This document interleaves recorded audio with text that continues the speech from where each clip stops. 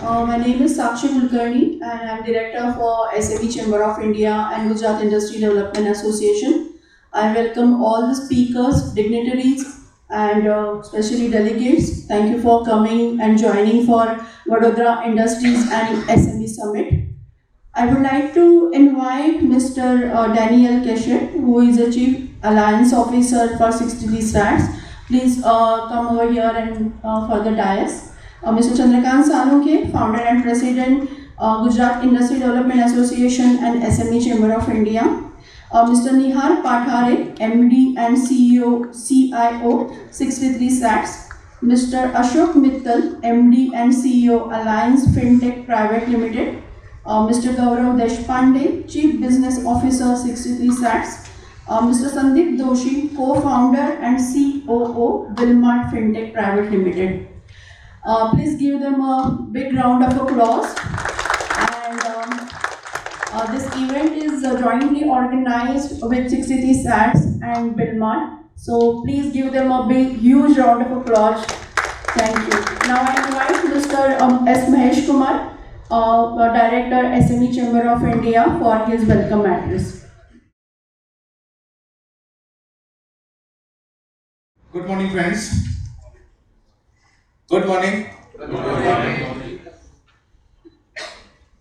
It's my immense pleasure to welcome all of you for this today's summit, Vadodara Industry and SME Summit. On behalf of Mr. Chandrakant Salunke, Founder and President, SME Chamber of India and Gujarat Industry Development Association, I welcome all of you. Today's event is basically focusing on cybersecurity, digital bill discounting, finance, technology and exports. This event is a unique platform for the entrepreneurs to connect with each other to understand the various developments in the banking, finance, manufacturing, exports, technology, government policies, international markets, logistics, IT and ICT, cybersecurity, digital and industrial evolution, and other aspects which are beneficial to the manufacturing and SME sector. Friends, Gujarat Industry Development Association has been putting efforts for the empowerment of manufacturing industries and SME sector for the better business growth, export promotion, channelizing finance and investment for the sustainable growth, establishing partnership with the Indian and foreign companies related to the international trade, joint venture, technology transfers, contract manufacturing, strategic alliances, marketing, distribution, branding and promotional activities for the enhancement of sale. The association is also the forefront for the policy framework changes and its speedy implementation, providing inputs and suggestions for the improvement of government scheme, policies, incentives and benefits for the manufacturers, exporters and small and medium enterprises. Friends, we have also established a elite group for the entrepreneurs and enterprises to provide business advisory services and value addition support for a 10x business growth to continue their efforts to march towards the Vikasit Bharat. To accomplish the target and the DREAM project initiated by our beloved, notable and global icon, Honorable Prime Minister Sri Narendra Modi ji. We have to put efforts for achieving the target to make the India as a manufacturing hub of the world and leading nation in the economic growth. In this regards, we have planned many activities for the benefit of the entrepreneurs and enterprises, and today's event is a part of our efforts and contribution towards strengthening the enterprises for sustainable growth.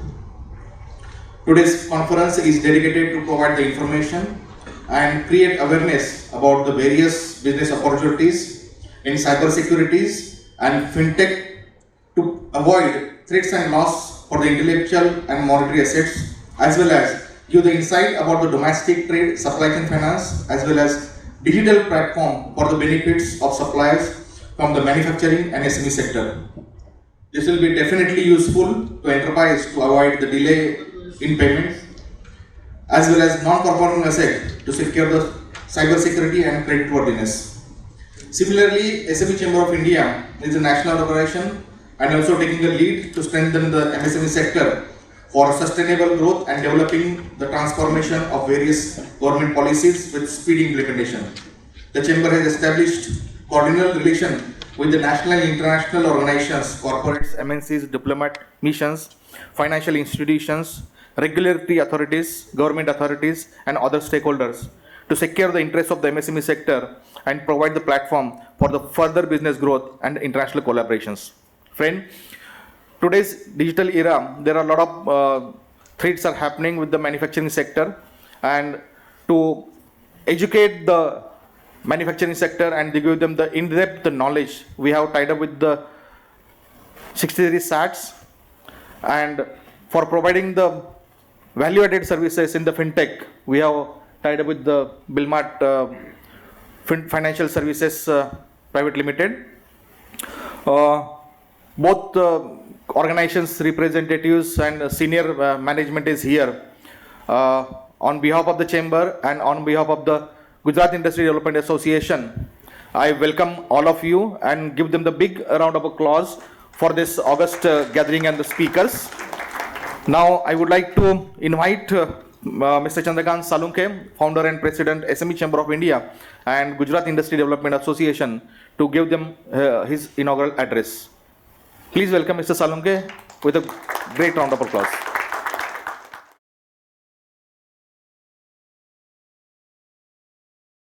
Good morning. Happy Saturday. Saturday mostly हमारे business में एक relax day होता है और Sunday family day होता है. तो Saturday को रिलैक्स डे के टाइम पे हम आपके पास बहुत कुछ अच्छा एक प्रपोज़ल लेकर आए. First of all I am thankful to Nihar ji, Mittal ji and 63 SATs and our Bilmart team to take initiative, particularly to organize this program, especially for the entrepreneurs and enterprises. Friends, now we are into 2025. First of all, wish you Happy New Year to all of you. We say always Happy New Year and prosperous days ahead. हम विकसित भारत की तरफ जा रहे हैं. मोदी जी का जो सपना है विकसित भारत, वो करने का काम कौन कर रहा है? आप लोग कर रहे हो. SMEs है, मैन्युफैक्चरिंग इंडस्ट्रीज है, एक्सपोर्टर्स है, स्टार्टअप्स है, फार्मर्स है, प्रोफेशनल्स है. All are putting efforts for the marching towards Viksit Bharat. जब हम विकसित भारत की बात करते हैं तो हमारा भी एक रोल होता है, हमारे ऑर्गेनाइजेशन का भी रोल होता है, वो हम आपके सामने रखना चाहते हैं. So SME chamber of India is one of the largest membership organisation for last 31 years, working for especially for the empowerment of SME sector, manufacturing industries, and providing all types of value addition services those are looking for expansion of their business. When we started this organization, people are talking that, what is a SME, what is a small and medium businesses. That time we used to call as a SSI. शायद होंगे ना बहुत सारे SSI entrepreneurs होंगे ना यहाँ पर. कितने SSI का जो डेफिनेशन लेके चले हुए, अल्फा बीटा में कितने हैं पता है आपको? अल्फा बीटा जो ग्लोबलाइजेशन के पहले उनको अल्फा कहते हैं, हम ग्लोबलाइजेशन के बाद आए वो बीटा कहा जाएगा. बट अभी नया डेफिनेशन नया आते जा रहा है. बट एनीवे, जो SSI जिन्होंने शुरुआत की होगी, स्मॉल स्केल इंडस्ट्रीज, उस वक्त के जो फेस था, उस वक्त जो आपने फेस किया, वो इस MSME एक्ट के अंदर नहीं फेस करना पड़ रहा है. बिकॉज आज आपके पास ऐसे कॉरपोरेट्स चल के आते हैं. पहले आपको कॉरपोरेट के पास जाना पड़ता था क्योंकि आपको स्ट्रगलिंग पीरियड था वहाँ पे उस वक्त कि हम लोग ग्रोइंग स्टेज पे थे. आज हम डेवलपमेंट के आगे चल रहे हैं. SME sector is one of the largest employment generation sector. हम बहुत प्राउडली कहते हैं, बट गवर्नमेंट इस पर कितना ध्यान देती है, वो काम हम करते हैं. पॉलिसी फ्रेमवर्क चेंज, स्कीम को रिवाइव करना, स्कीम को आगे बढ़ाना, स्कीम में किस प्रकार से बेनिफिट हमारे एसएमई सेक्टर हो या मैन्युफैक्चरिंग इंडस्ट्री को मिलना चाहिए, और सबसे महत्वपूर्ण है इम्प्लीमेंटेशन, स्पीडी इम्प्लीमेंटेशन।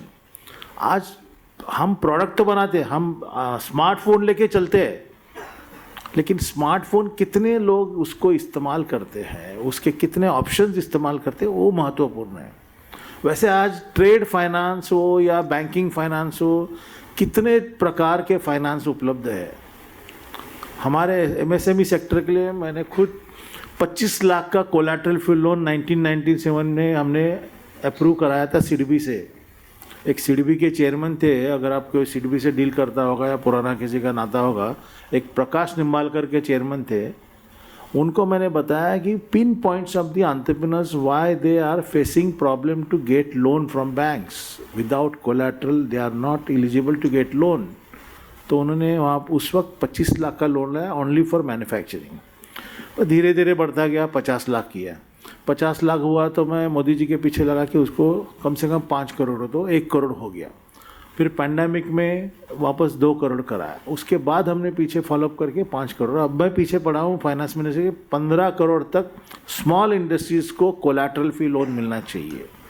बिकॉज आज की डेट में कोई भी एंटरप्रेन्योर्स के पास, इसमें बैठे हुए बहुत सारे जीआईडीसी में लैंड ओनर्स होंगे, बट आज इंडिया में कम से कम 4 करोड़ इंडस्ट्रीज इंटरप्राइज ऐसे है कि जो रेंटल लैंड पर अपनी फैक्ट्री चला रहे हैं। इसमें भी हमने एक नया रास्ता लाया है, to provide industrial land, to provide readymade industrial premises, to provide plug and play readymade industrial premises through industrial parks of India. So avenues बहुत है, उसका फ़ायदा लेने वाले थोड़े आगे आने चाहिए। तो आगे लाने के लिए आपको आज यहाँ पर बुलाया है।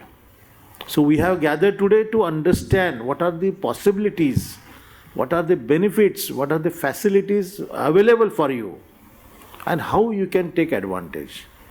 अनदर वेरी इंटरेस्टिंग पॉइंट, अगर आप देखोगे कल का जीएसटी का कलेक्शन, आपने देखा है किसी ने जीएसटी का कलेक्शन कितना हुआ है? कोई बता सकता है कितना हुआ है? हाँ, बट उसमें देखिए 5वें स्थान पर गुजरात था, वो 6वें 7वें पे चला गया है। हम आज वडोदरा इंडस्ट्रीज एसएमई समिट कर रहे हैं, तो इसका मतलब हम कहाँ पीछे जा रहे हैं वो भी हमें देखना है। We were in 5th, 5 group में थे हम लोग, तो पीछे गए। तो इसका कारण ये है कि लैकिंग फ्रॉम द गवर्नमेंट है या बिजनेस ग्रोथ नहीं हो रहा है। हम 15 दिन से कोशिश कर रहे हैं कि स्टडी करने की what are the main pin points of the local industries. We work all India level, but we focus on the rural level also. We reach rural entrepreneurs also because they are the needy people. They want a hand holding to connect with the proper market, connect with the proper stakeholders and connect with the proper service providers. That is the main motto of our today's event.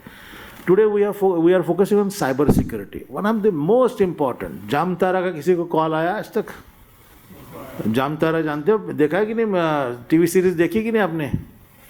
या किसी को digital arrest किया गया है क्या? कोई है यहाँ पर विक्टिम? कभी वीडियो कॉल आता है या कभी व्हाट्सएप कॉल आ जाता है। तो ऐसे साइबर सिक्योरिटी के हमारे एंटरप्रेन्योर्स को बहुत इम्पैक्ट हुआ है। मेरे पहचान के रिटायर्ड पुलिस ऑफिसर्स 2-2, 3-3 करोड़ रुपए दे चुके हैं अब तक। बैंक ऑफिसर्स 1-1 करोड़ रुपए दे चुके हैं और 80-80 लाख रुपए दे चुके हैं। अगर मुझे लगता है बीच में फिगर आए थे 10,000 करोड़, 2023 में 10,000 करोड़ का रैंसम मनी कलेक्ट किया गया है ज़बरदस्ती से हमारे अच्छे लोगों से जिनकी कोई फॉल्ट नहीं है। तो ऐसे बहुत सारे इश्यूज आते हैं। साइबर सिक्योरिटी है, सप्लाई चेन में है। सप्लाई चेन में आप कितने कॉरपोरेट्स को सप्लाई करते हैं आप? Can you raise the hand? Large corporate और मीडियम साइज इंडस्ट्रीज को कितने सप्लायर करते हैं यहाँ पे? और कितने entrepreneurs they are looking to supply for large corporates? Those are interested to connect with the to large corporate, mid corporate, SME. They are welcome because they are the right manufacturers currently, and they are looking for exploring their business. And most importantly, digital bill discounting. आज की date में देखिए digital bill discounting is very very systematic financial services. आप hospital कितनी बार जाते हो, आप doctor के पास कितनी बार जाते हो, आप बैंक में कितनी बार जाते हो, या आप कोई वकील के पास कितनी बार, जब ज़रूरत होती तब। तो ये जो हमने डिजिटल बिल डिस्काउंटिंग इकोसिस्टम ऐसा लाया है कि आप एनरोल करके रखो, जब आपको ज़रूरत है आपने सप्लाई किया, आपको लगा कि ये पार्टी मुझे पैसा टाइम पे देगी या नहीं देगी, तुरंत हमारे बिल मार्ट को कांटेक्ट कीजिए। सिक्योरिटी प्रॉब्लम है, 63 साइट्स इज़ अवेलेबल। आपको बिजनेस बढ़ाना है, एक्सपोर्ट करना है, हमारे SME chamber of India is there. आपके गवर्नमेंट के कुछ इश्यूज़ है, कुछ प्रॉब्लम्स है, कुछ ग्रीवेंसेस है, Gujarat industry development association is there. Banking related कुछ इशू है आपको, हमें कांटेक्ट कीजिए, वी विल सपोर्ट यू। आज की डेट में बहुत सारे एसएमईज के, मैन्युफैक्चरिंग इंडस्ट्रीज़ के, there are lot of problems for related to banking services, related to trade receivables on time. अच्छा, एसएमई स्टॉक एक्सचेंज में कितने लोगों ने लिस्ट किया है यहाँ से बैठे हुए, बताइए, एनीवन इज देयर? तो देखिए कितना पोटेंशियल है आज वडोदरा में। मतलब are you aware about SME stock exchange? कितने लोगों को पता है? हाथ ऊपर कीजिए। और ट्रेड कितने करते हैं एसएमई प्लेटफॉर्म पर? ये एसएमई प्लेटफॉर्म जो है, एसएमई स्टॉक एक्सचेंज, ये मैंने चैनलाइज किया, इसकी एडवोकेसी मैंने की है। Why? Because to give the platform to our SME sector, create SME capital market। SME capital market बढ़ाने के लिए हमने SME प्लेटफॉर्म को लाया। 2008 में मैंने कराया था, और हमारे 63 सेट्स के ओरिजिनल कंपनी के माध्यम से हमने वो प्रोग्राम कराया था। And that time SEBI chairman के पीछे लगा कि आपको नए अपॉइंटमेंट हुई है तो मुझे पहला से SME स्टॉक एक्सचेंज चाहिए, तो तुरंत शुरू हुए। आज देखिए 1000 कंपनी, और उसमें ज़्यादा करके ब्लेस्ड कंपनीज कहाँ से? गुजरात से है। We should give a big hand to Gujarat company, they are giving lessons to the others, particular to enter in capital market. Another very interesting thing, lot of SMEs facing problem to get their trade receivables. I am the member of Monetary Policy Committee of RBI Governors, and I regularly pursue that, how to, secure the interest of the MSME sector for getting the trade receivable on time. मैंने कहा एक तो आप NPA का दायरा बदली कीजिए। Means are you aware that 180 days 90 days के बाद हम डेड हो जाते हैं अगर हमारा इंस्टॉलमेंट नहीं जाता है या लोन हम लोग चुकाते नहीं। तो मैंने कहा 180 दिन कीजिए। तो उन्होंने कहा एज पर बैसल 2 नाम के हिसाब से world wide we cannot change our definition. So therefore I said bring some mechanism. Then एक मॉरिशस का और एक यूके का एक ट्रेड प्लेटफॉर्म था, उसके माध्यम से हमने स्टडी करके we brought trades receivable platform. आप रजिस्टर्ड है कोई उस पर? कोई उसका फ़ायदा ले रहे हैं क्या आप? देखिए उसकी भी ज़रूरत आपको है। So you should aware about this. So that's why we are here today to give you insight, create awareness about various facilities. So friends, there are a lot of opportunities for particularly supply chain in local market. Export promotion में है, जो export में जाना चाहते हैं, जिनको नया market entry चाहिए या कोई इंटरनेशनल कोलैबोरेशन में है। Yesterday, traveling from Mumbai to Vadodara through Tejas, I met one of the industrialists, and they are into manufacturing vessels manufacturing, and they are expanding business like anything, and they are searching new opportunities.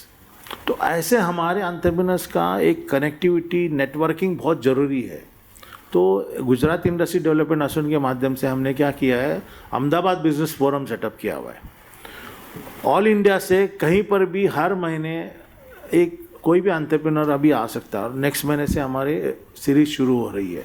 So I think you should also attend that, because through that you will get connected with the entrepreneurs from not only Gujarat but in all India level, and you can see networking is the most important. आप जब तक आपका card exchange नहीं करोगे, एक दूसरे की information, आपका बिजनेस नहीं बढ़ेगा। जब तक बिजनेस नहीं बढ़ेगा तो हमारा इनकम नहीं बढ़ेगा, इनकम नहीं बढ़ेगा तो देश स्टेट का जीडीपी नहीं बढ़ेगा, जीडीपी नहीं बढ़ेगा तो जीएसटी नहीं बढ़ेगा, जीएसटी नहीं बढ़ेगा तो देश का भी जीएसटी नहीं बढ़ेगा। फिर विकसित भारत कैसा होगा? तो आप मेरे से एग्री हो कि विकसित भारत करने के लिए हमें ज़्यादा काम करना चाहिए।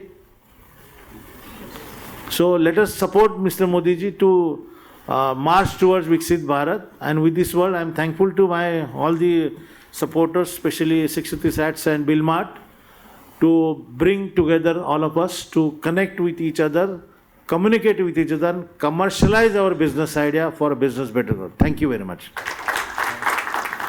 Thank you, Mr. Salunke, for your inaugural address and set the tone of this summit. Now, I would like to invite Mr. Salunke to give the bouquet to the August panelists. I'll request Mr. Salunke to present the bouquet to Mr. Daniel, Chief Alliance Officer, 63 Stats.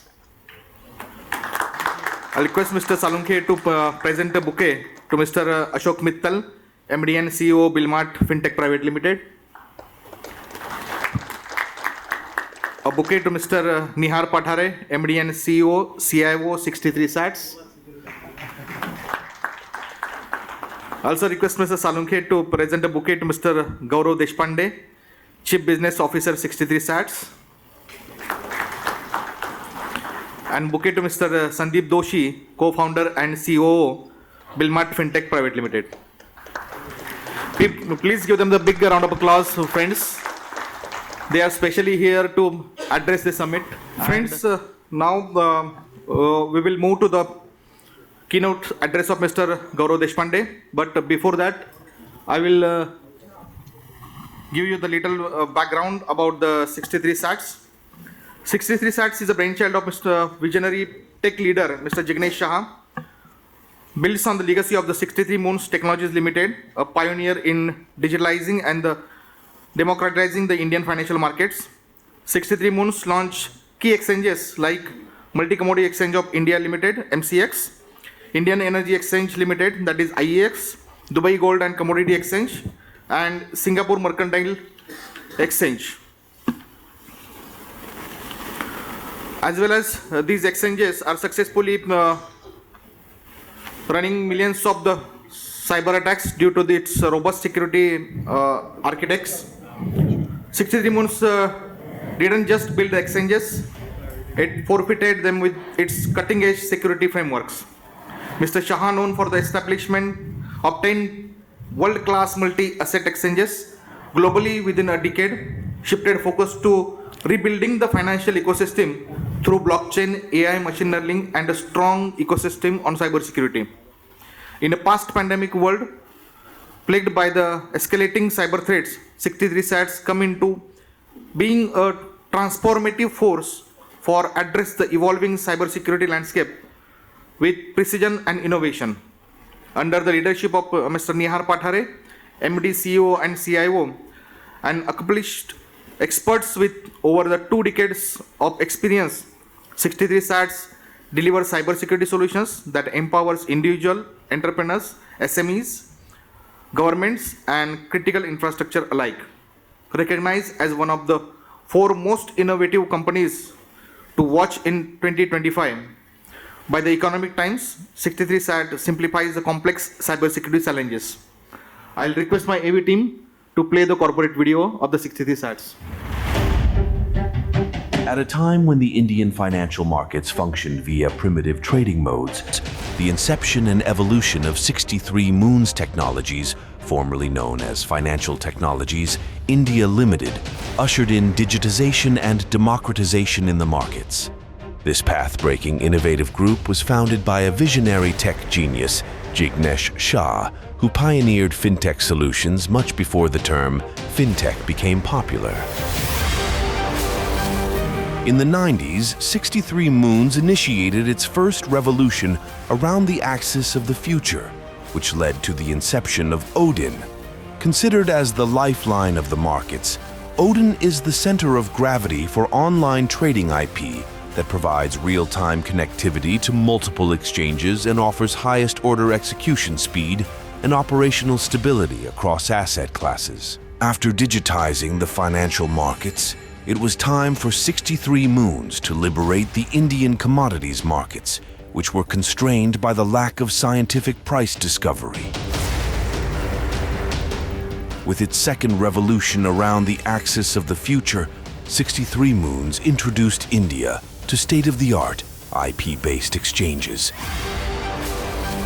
When in 2003, it launched the country's first demutualized and electronic commodity derivatives exchange, Multi Commodity Exchange, which was inaugurated by Mukesh Ambani of Reliance Group.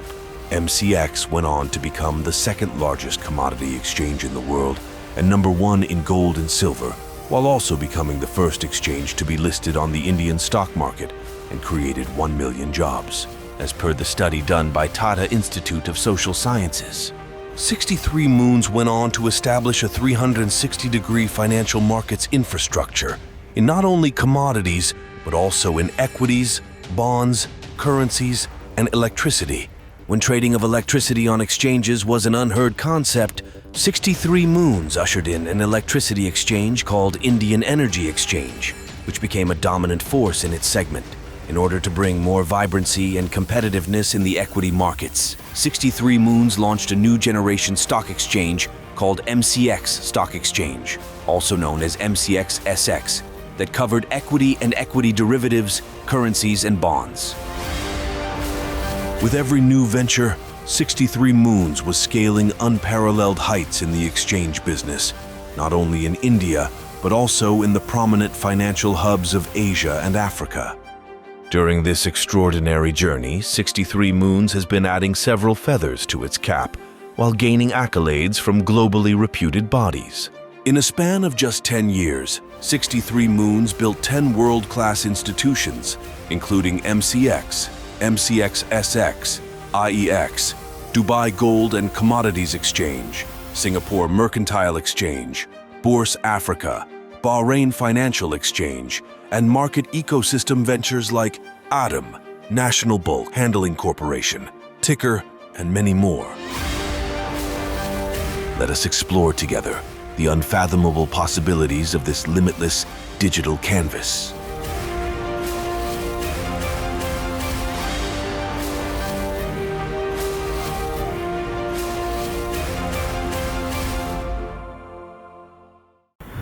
Now, I would like to invite Mr. Gaurav Deshpande, Chief Business Officer, 63 SATS, for his keynote address. Please give a big round of applause to Mr. Gaurav. And he is going to talk about the empowering SMEs with next generation cybersecurity solutions and its services. Over to you, Gaurav. Thank you.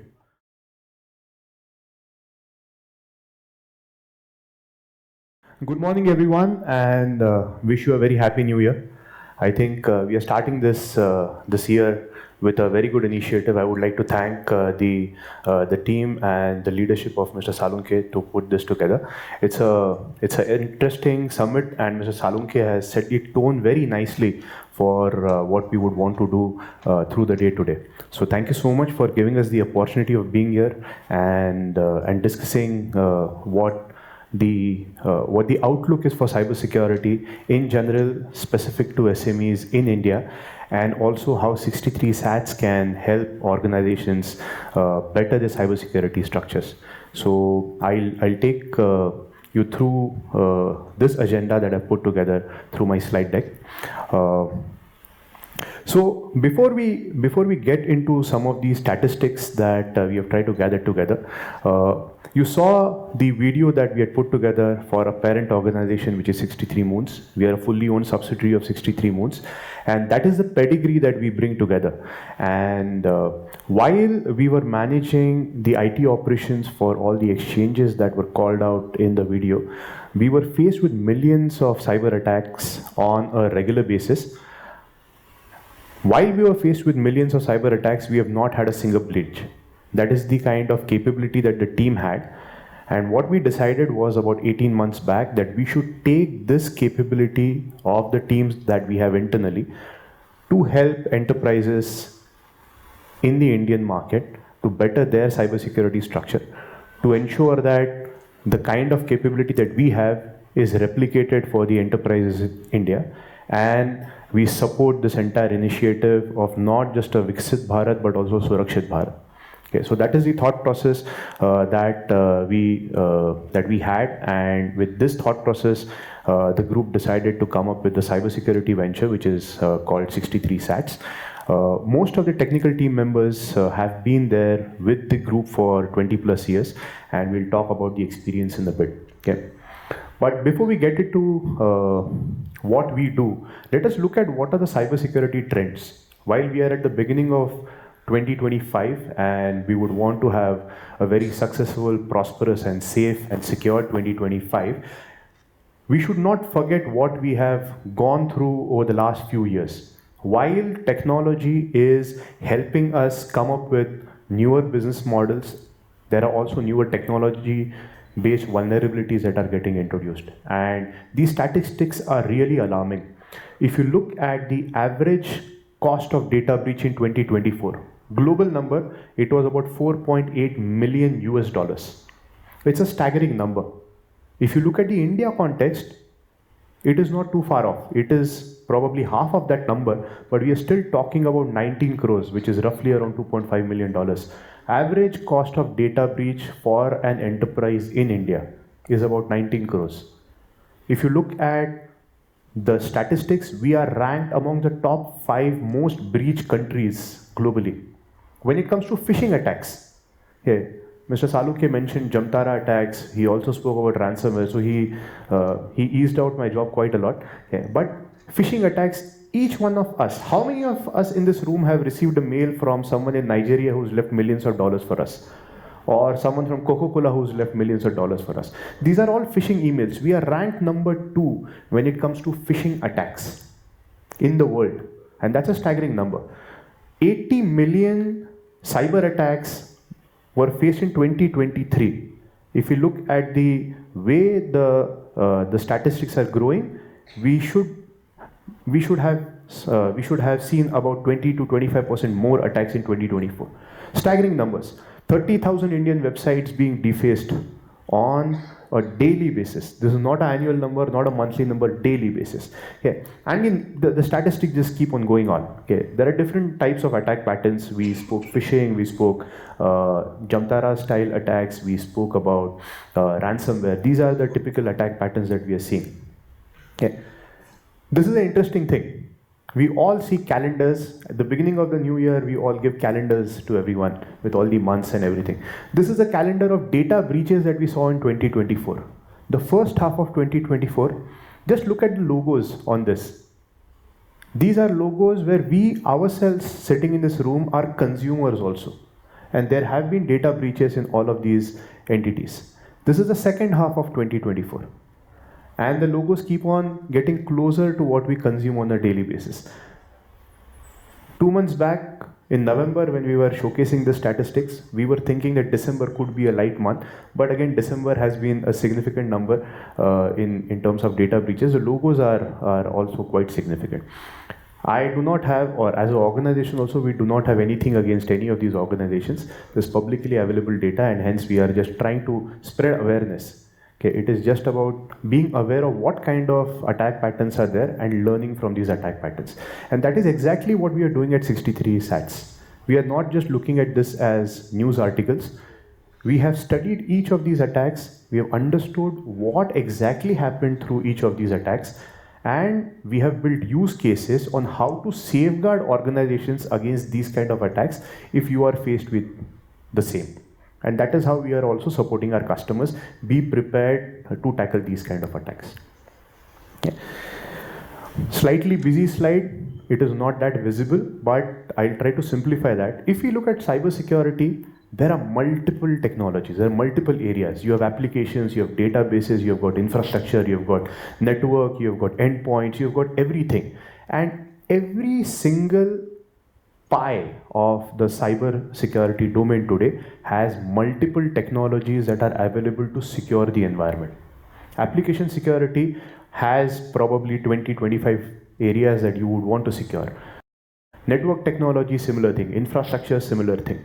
So it is important for an organization to understand what are the different areas of cybersecurity, which of these areas are critical for your environment based on the kind of business that you're doing.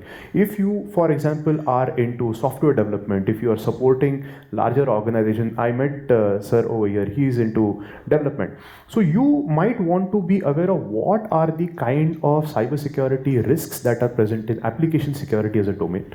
If you are a heavy consumer of cloud, hosted in cloud, consuming from cloud, you would want to know how is cloud security shaping up? What are the different technologies that are available to safeguard you in that environment? And then look at what is the kind of maturity that you have in this. I will share this slide later with you. The outermost circle talks about the most basic level of maturity that any organization needs to have in that domain. And as we go to the center of the circle, the maturity enhances. So that is how you would want to have a look at it. And at 63 SATs, we can help you understand your maturity level, and we can help you take through the entire journey of bettering your maturity levels or sustaining the maturity levels based on a very calculated understanding that we have of the organization. So that is the way we are looking at this particular chart. While we have multiple technologies, what is important is to have a service provider who understands these technologies, who understands how these technologies play out in your environment, who understands how to implement these technologies, integrate it with your environment, and provide the right kind of inputs to you, and then help you take the right kind of decisions. That is where use cases play a very important role. So when I showed the slide on the attacks in 2024, I mentioned that we are using that to create use cases. So we help organizations understand what their business requirements are, what the regulatory requirements could be, what the critical assets are in their environment, what are the kind of frameworks that you would want to baseline yourself against. And based on that, create the right kind of integration capabilities, use cases for your environment, which is absolutely tailor-made. This is what we call as customized solutions. I'll talk about that in a bit. But this is how we feel organizations should approach looking at cybersecurity. And it's a technical domain, hence it's a slide that is slightly detailed out technically. While we look at all these statistics, all the technologies, let us look at what are the trends that are being seen in the small and medium enterprises, because most of us are in that category. Let us look at that. These are the key trends when it comes to SMEs today. 46% of these cyber breaches are happening on organizations who have less than 1,000 employees. We spoke about the number, 4.88 million US dollars average cost of data breach globally, 19 crores average cost of data breach in India. Who is getting targeted? 50% of the attacks are happening with organizations which are having less than 1,000 employees. The cost of data breach, if you look at the SME sector, it is about 1 lakh rupees to 6 crores. That is the cost of data breach for SMEs. These are not my numbers. I've given the sources down below. It is not visible on this screen, but on this screen it is visible. So the sources are there. This is not me or 63 Stats talking about. These are data points available in the open wide world. 95% of the breaches are still happening due to human errors. Why are human errors happening? We will want to understand what is the dependence that is there. How can we resolve that dependence? How can we move towards technology adoption and reduce that particular error? Interesting statistic, scary also, 75% of the SMEs who are faced by a cyber attack are not able to come back into business. So it can be devastating for most of us. That's a really scary thing. Also, another interesting statistic is if you are faced with a cyber attack in this particular segment, within 6 months, the organizations unfortunately go out of business. The cost of data breach is so significant. The kind of losses that are there and the kind of reputational losses also that are faced, it is very difficult for organizations to jump back from that. Okay. And as I said in the previous slide, also the cost on an average, we are seeing that there's an increase of 15 to 20% on an annual basis. Okay. Now these are the trends that we are seeing when it comes to the kind of attack patterns, the kind of readiness that needs to be there specifically in the SME segment. 43% of attacks are targeting the small and medium businesses. Okay. Cloud security becomes really important because there is a lot of dependence on cloud computing as infrastructure, probably even platform being utilized. There is a lot of importance on securing identities and access. Okay, we spoke about 95% attacks because of human errors. So there is a lot of emphasis that needs to be put on ensuring that the identity and access governance is done on the in the right way. Lack of cyber threat intelligence is one key thing that is coming up. What happens is cyber threat intelligence is a very expensive proposition for a lot of organizations, and without the right intelligence, you'll not be able to secure yourself. Okay. And I think that goes for any kind of security.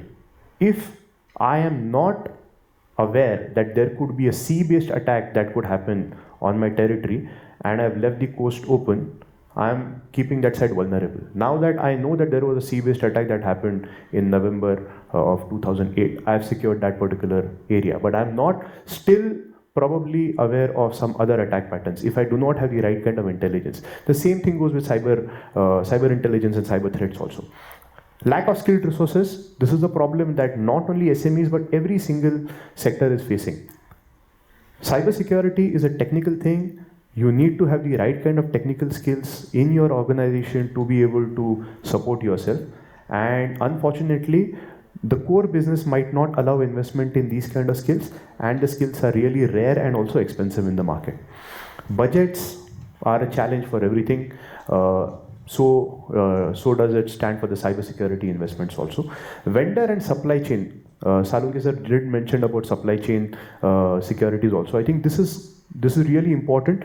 And as SMEs, while we might be having our own supply chain that gives inputs to us, we are also a part of the supply chain that is giving inputs to the larger organizations. And supply chain security is coming up as a very important factor in the way the industry is shaping up. Okay. Now, these are the trends that we are seeing in small and medium enterprises. Now, let us see what are the cybersecurity technologies that then become the focus technologies that you should look at. Now, this is not a pill that will solve every single challenge, but this is just a snapshot of what kind of technology should one focus on to be able to tackle the cyber risks that we have seen so far. Continuous threat and exposure management. Gartner is also calling this out as a term. They are calling it CTEM. It stands for Continuous Threat and Exposure Management. Gone are the days wherein we do a one-time vulnerability assessment penetration testing. We need to be continuously aware of what are the threats and what are the exposures to the environment. It becomes quite important. EDR, XDR for endpoint security is taking a lot of prominence. You should have the right kind of technologies supporting your endpoints, and these technologies today help you develop use cases and also take responsive actions if needed. Breach response is really important. As an entity, while I might have done some investments in cybersecurity, if there's a breach that happens in my environment tomorrow, I would want someone to support me at that point of time. It is like medical insurance. Okay. I am taking the proper care of my health, but tomorrow if I have some medical issue, I want someone to support me at that point of time to help me what to do. And that is how breach response services become important. Anti-ransomware assurance, we did talk about ransomware, and I think ransomware is nothing new for the common public today. Everyone knows about ransomware. 2019 WannaCry happened. It was probably the first time the larger audience got to know about the concept of ransomware. But anti-ransomware assurance is a thought process that is taking a lot of prominence, and it is going to help a lot of organizations be prepared to face ransomware attacks and probably not face ransomware attacks at all. Okay. Cloud security, because of the consumption that we have in cloud, becomes really important, and because of the third party and supply chain management related challenges, third party risk management becomes really important. So these are the key technologies that we see which are coming into prominence. Now, how is it that 63 SATs can help organizations better their cybersecurity structure? So this is what we are in a nutshell. We have a 50-seater cyber threat intelligence monitoring and response command center. It's there in Bombay, and we've got a DR setup in Delhi. We look at cybersecurity from a threat intelligence perspective. We monitor the risks which are there in the environment, and we help organizations respond to these risks. So this is a very well-developed center that we have in Mumbai, and we've got a DR setup in Delhi. We've got 100+ cybersecurity experts in our team. Now these are deep technically skilled people. Just to get a brownie point for myself, I myself am a CISSP and CH certified. I'm on the business side now, but that is the thought process that the organization has. We have a very focused approach to ensure that we are hiring deeply talented and skilled people, so that we are rightly positioned to breach the skill gap that is currently there in the industry. We have our own forensic laboratory in Mumbai. So if there is a data breach that happens, unfortunately, in your environment, if you want to understand what happened, how did the attacker get in, what kind of data was exfiltrated, and ensure that you collate this data so that tomorrow you can take it to the law enforcement agencies if needed. These kind of forensic laboratories play an important role. Not a lot of service providers have forensic laboratories of their own, because it's a significant investment in terms of skills as well as in terms of infrastructure.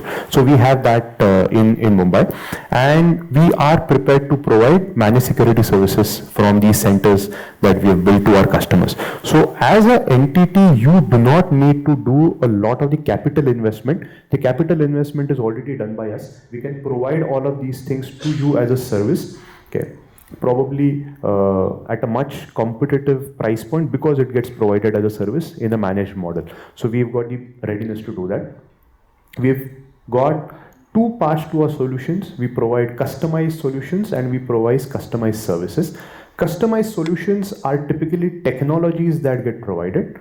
It could be technologies used to monitor cybersecurity risks in your environment, cyber threat intelligence, third-party risk management, cloud security posture management, etc. We can talk in depth about that at our booth, but we provide these customized solutions in a managed model as well as in a on-premise model, wherein if you want to own the technology in your environment, we can facilitate that also for you. And we provide customized services. In customized services, we help organizations be prepared to the regulatory compliance requirements, and we also help organizations understand what the gaps are in their environment through gap analysis engagements, through continuous threat and exposure management engagements, or it could be a very targeted red teaming activity that tries to break your network down and see how we can get into your environment. So these are the kind of customized services that we provide.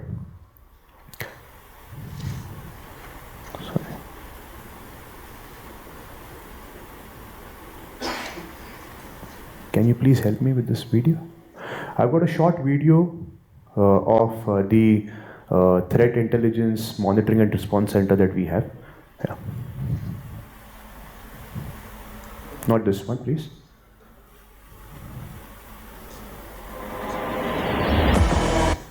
Yeah, this one. Thank you.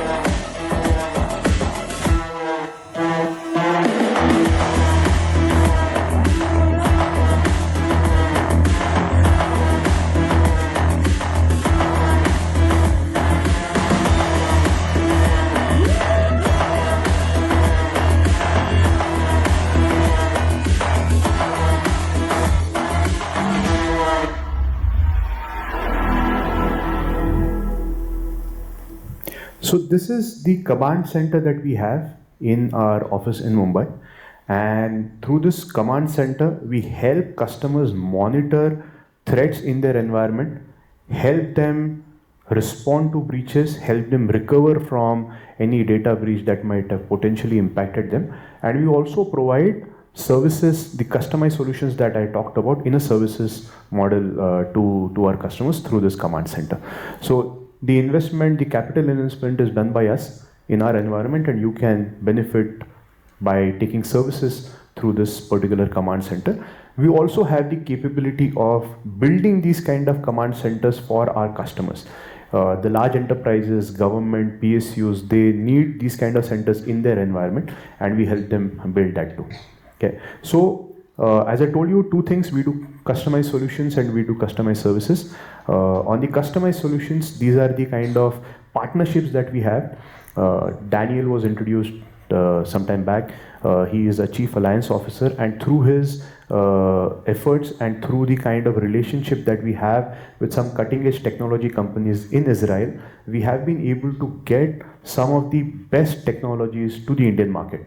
These are globally large names, but they have not been present in the India market as yet, and 63 SATs is bringing these technologies to the India market, specifically on cyber threat intelligence, third-party risk management, cloud security posture management, and the concept of anti-ransomware assurance. These are the kind of concepts that we are bringing to the Indian market through these cutting-edge technologies and providing them in a solutions mode, the customized solutions.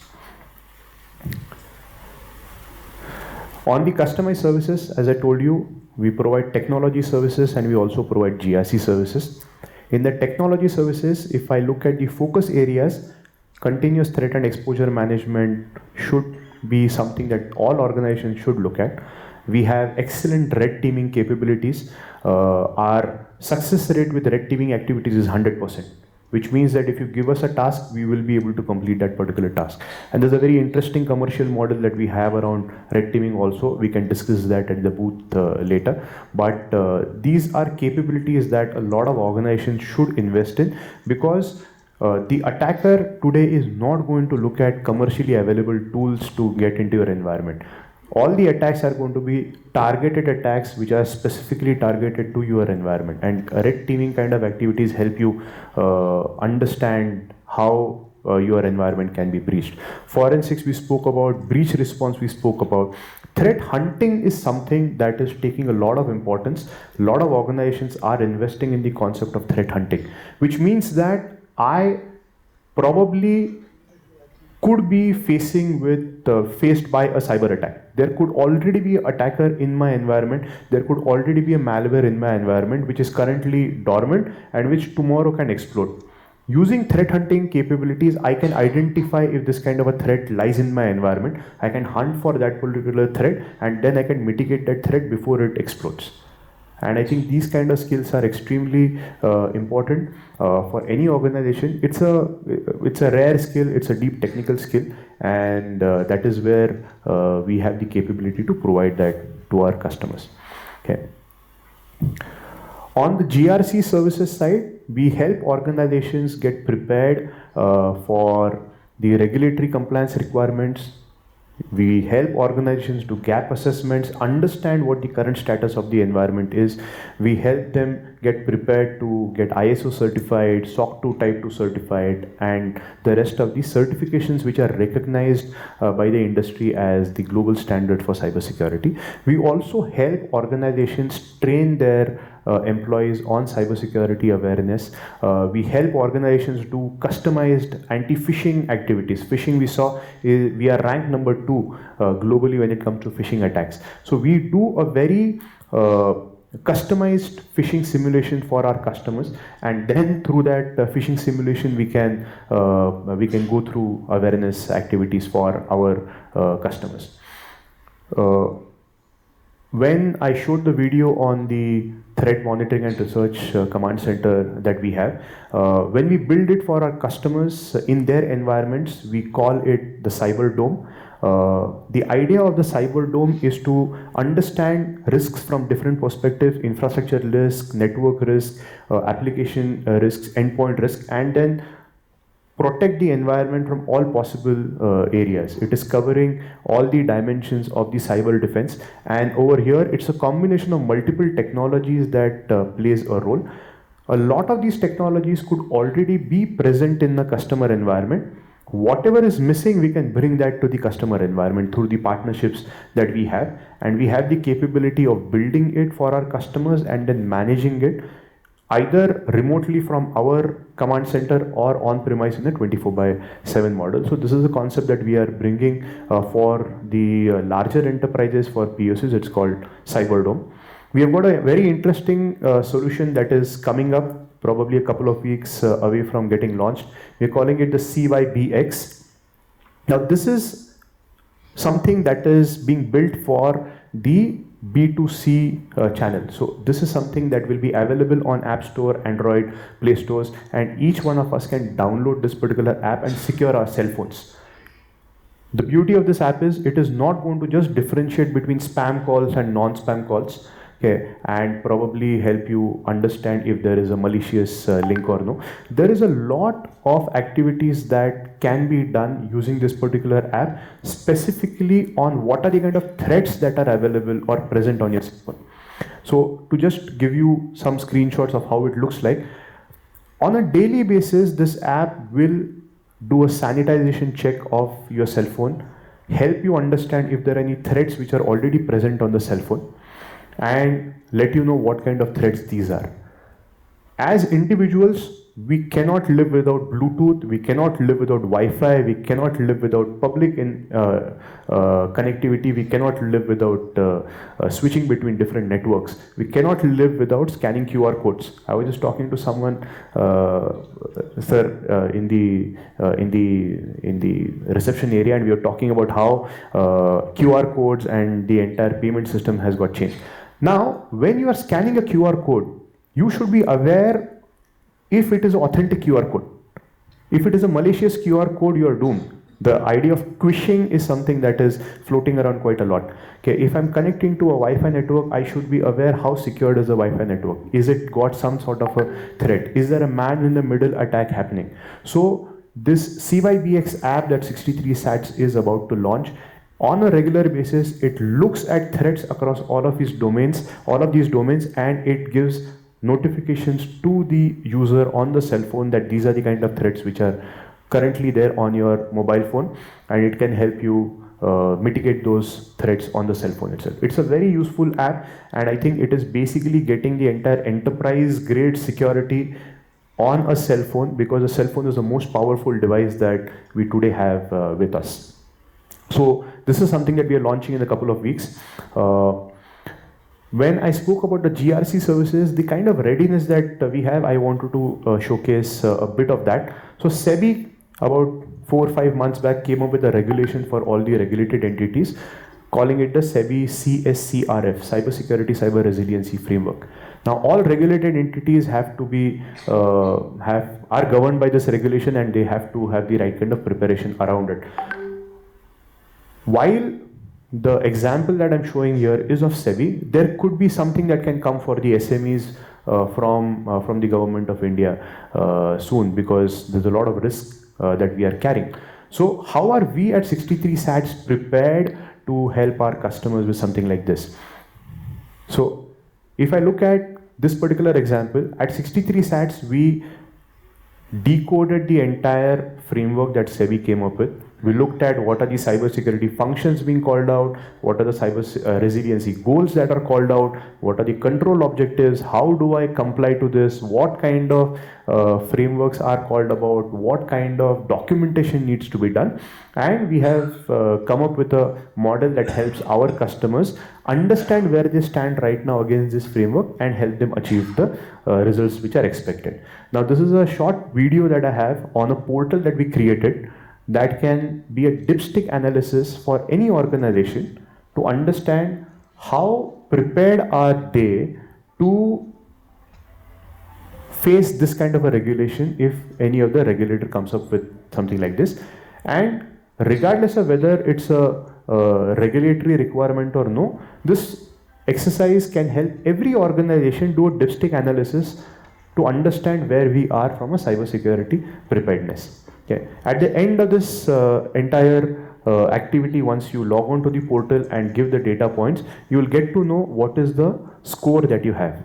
The current rating is against SEBI CSCRF framework, but it is such a detailed framework looking at about 6 to 7 cybersecurity functions that it is a useful tool for everyone to understand what is the kind of maturity that we currently have. What I'm going to do is I'm going to open this up for everyone sitting in this room for free. You can scan this particular QR code on your cell phones. It will take you to the application that we have developed, and you can do a dipstick analysis of your current cybersecurity readiness. I'll keep this slide active for a moment for for you guys to just go through. I'm seeing a lot of cell phones getting raised over here. All right. So while you guys are scanning this QR code, I would want to invite Daniel to come on stage.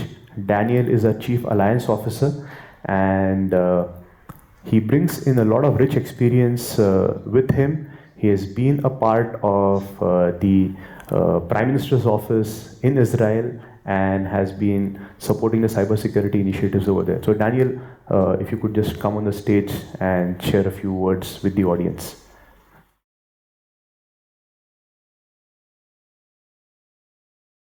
Thank you very much, Gaurav. Thank you everyone for being here. Now, when I heard that we're going to meet the SME chamber, I started looking out for what is the definition of SME. So, some people say it's any organization below 500 employees, others will say 1,000 or whatever. And the thing that really struck me is that in the numbers that I'm used to from Israel, this is a huge number. I mean, in Israel, an organization of 500 employees would have been a huge organization. We're a very small country. I'm guessing the city we're in now, Vadodara, is probably a population of half of the size of Israel. So, and this is the scale that I want to talk about. Because coming from a very small country, but obviously very globally known and recognized, especially in India, we have a very specific approach to cybersecurity. We have zero tolerance for cybersecurity breaches. And we, as a country, we acknowledge cybersecurity as being a major threat and an opportunity. And this is why we have a very thriving cybersecurity ecosystem, and I'm very proud of being part of this ecosystem for the past years, and I'm even more proud to bring this ecosystem's innovation to the Indian market. And what we're doing at 63 Sats is we're practically building an IP corridor in cybersecurity from Israel to India. We bring the innovation, the IP. India, the Indian economy being one of the largest globally today, is thirsty for the cybersecurity. India is being very advanced in fintech, for example. I mean, the UPI system that's being used here is incredible. The number of smartphones, and we all agree that smartphones are computers, right? Number of smartphones in India already crossed 800 million, which is a huge number. I cannot even imagine how big it is and how many times the population of Israel enters in this number, but let's leave that aside. 800 million computers that need protection, 800 million computers that are under constant threat. UPI users, I think there are around 300 million unique UPI users. This is pretty much the, let's say, the population of Europe. And this is only UPI users. So think of the number of transactions, number of money that's being transferred, every minute in this country alone. This is, of course, calling for bad actors, thieves, nation-state sponsored attack groups that are trying to hurt the Indian economy by hurting individuals, companies, and the government. So we're doing a few things. One of the latest projects we've done with one of our partners, we did a complete cyber intelligence overview of the Indian cyberspace. And this is now being presented to the Indian government. Now, this is just to give you an example of the few things we're doing in order to focus and help Indian businesses and of course the government to become more resilient in cybersecurity. Now, when we talk about small, medium businesses, especially the ones that technology is not the core of their business, today everybody understands the importance of cybersecurity. However, when a business owner needs to address this issue of cybersecurity, and he's now being told that he has to hire a CISO or CIO or some other C-level executive, and that alone scares a business owner because, of course, there's a large cost to it. But then you need to employ, cybersecurity team and invest in lots of software and hardware and whatever. And what we really worked hard on in the past year or so is to eliminate this entire thing. We do it as a managed service for small, medium businesses at a minimal cost, fraction of the cost of what you would have to pay just to hire a CISO. You'll have managed cybersecurity done by 63 SATs. As you've seen, we have incredible infrastructure in our Mumbai headquarters. And of course, this is all powered by the same innovation of cybersecurity companies that we bring from Israel to the Indian market. I think if there are any questions, then we'll be more than happy to take. Absolutely. Otherwise, I'm done. Thank you. Thanks, Daniel. So, while we started with the video that spoke about the pedigree that we come with, the 63 Moons Technologies Group, pioneered by our coach and mentor, Mr. Jignesh Shah, and the kind of focus that he wants to bring into securing the assets and the critical assets in the country. Mr. Salunke also mentioned about Jamtara style attacks. So we've got a video to end our presentation that talks about how we at 63 SATs can help organizations and individuals safeguard themselves against these kind of attacks. So could we please have that video? And thank you so much for being a kind audience. Thank you. Hello sir, आपको ये call आपके card से संबंधित किया जा रहा है। Sir, बताना चाहूंगी कि आपके खाते को 50,000 की लॉटरी लगी है। ना किसी लिंक पर क्लिक किया, ना ही कोई मैसेज मिला और पैसे गफू चक्कर।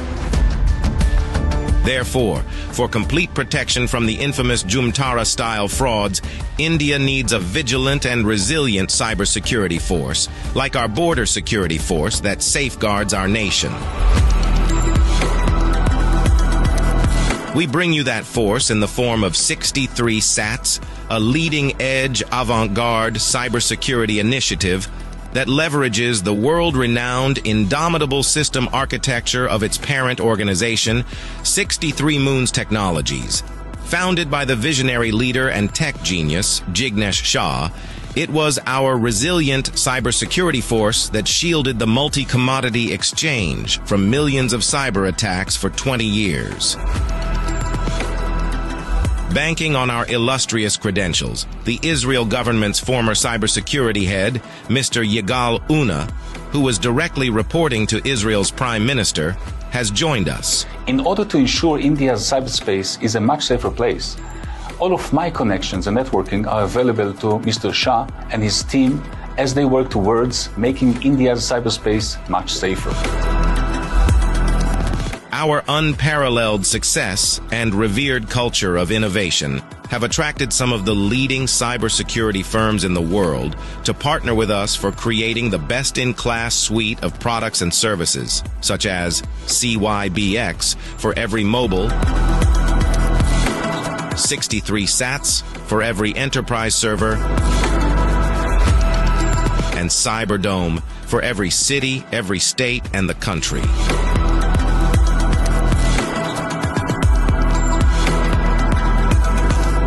Together, let's safeguard our country against cyber threats with our Cyberdome. Let's together create a decacorn story in the hectacorn universe. So now I will invite Mr. Nihar Pathare, who is the MD, CEO and CIO of 63 SATs, for his thematic presentation. Nihar is basically seasonal cybersecurity expert with around 25 years of experience. In his current role, he is the MD, CEO and CIO of 63 SATs. Over the years, he has risen through the ranks, demonstrating exemplary leadership and innovation in the technology and cybersecurity domain. He has been successful in maintaining focus on the achieving bottom line results while formulating and implementing advanced technology based business solutions. And alumnus of IIM Ahmedabad, he brings a wealth of expertise in the business strategy and security management.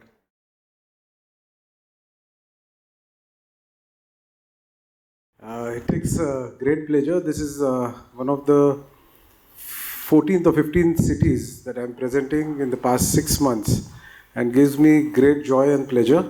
Thanks to SME Chamber of India and Gujarat Industries Development Association to giving us this honor to present ourselves our security venture that is really going to change a lot of security postures of the companies which are going to be associated with us. To start with, I am a true technology guy. I worked as the CIO and CISO for 63 Moons for the past 16 years, heading and implementing technology architectures and security posture management.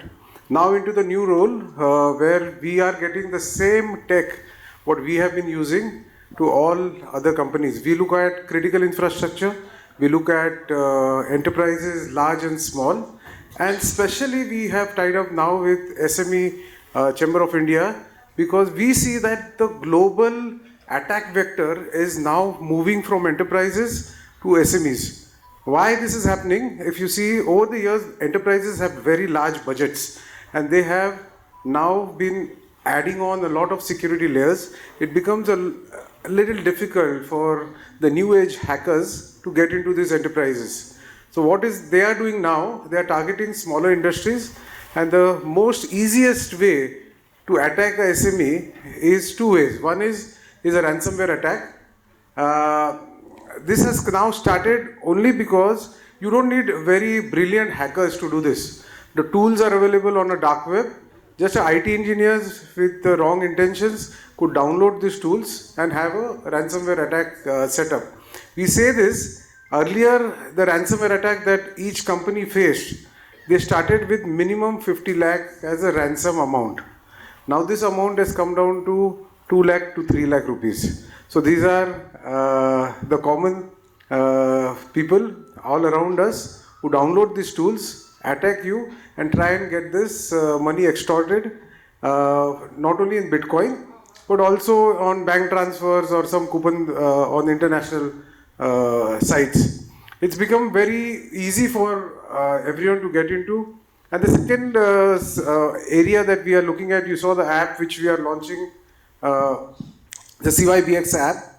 We find that every handset now is more powerful than your desktop or your laptop that you own. Your entire banking, your digital transactions, everything happens from your cell phone. So we protect on this ground for each and every individual of the country, the common man, the elderly people that are facing all these attacks. We protect the handset not only from your phishing links, QR codes, but also we reroute your information to check if some malicious software is sitting on your handset and transferring data. We also protect the phone, your photographs and data, which is now very, very important. This software will also be one of the kind first in India to stop a Pegasus level attack. If you understand, you have heard about Pegasus. It's a very deep dive attack by state governments, and this could actually breach any phone. It's Android, iPhone. They could actually get into. It's not so vibrant because this Pegasus software is sold only to governments, and each license, if the government wants to attack a cell phone, the cost of one license is 1 CR.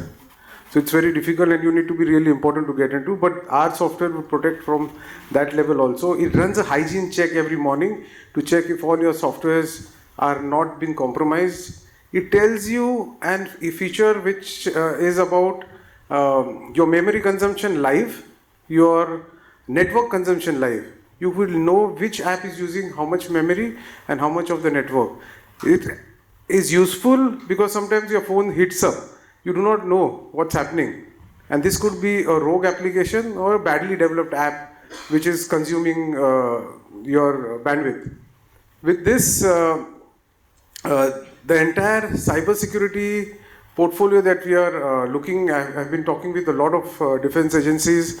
We are also getting a lot of defense grade equipment which are not sold in the enterprise. So you see, we are addressing not only critical infrastructure on the high end, but we are also looking at SME and smaller industries, and they need basic level of protection which is not available. We found that around 10 to 15% of your small scale industries are protected, largely because of the antivirus that you have.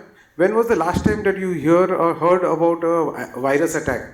Viruses are gone. No one wants to disrupt and change the file name that you have. People now want data or money directly. And this, the easiest way to do it is to compromise. And our software, not only with this, we are talking about deep fake voice recognition that we have inbuilt. We are talking with government agencies where deep fake, if you see, it takes around 4 seconds of your recording for a deep fake AI generator to replicate your voice. And we will show you videos or voice samples where you will not humanly be able to recognize this is a voice made by human or a voice made by an AI deepfake generator. Our software, which comes from Israel, looks into that, immediately flags off that this is a deepfake voice. We also talking with government agencies. The patented technology that is going into this is not only the voice that it captures, it also draws a caricature of a face from the voice. So you will find that this is magic happening. It's no magic. The PhD doctors who are sound engineers, they have patented the technology where it clearly defines that the voice modulation of a person clearly depends on the structure of the face and the BMI of a person. So if in case you lose a lot of pounds, your voice also changes. So this is how we are talking with law enforcement agencies. I would not hold on to the panel. We'll have more discussions on the panel. We have Ashwin here, who's our tech editor, who comes in from Economic Times Edge. He has been a leader. Ashwin, please come on. Yes. Yeah.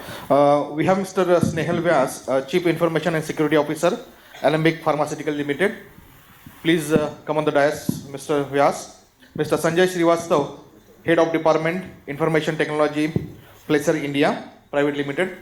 Please, aaiye Sanjay. And we have Mr. Ashwin Kamlakar, Head Digital and IT, PI Industries Limited. So I would like to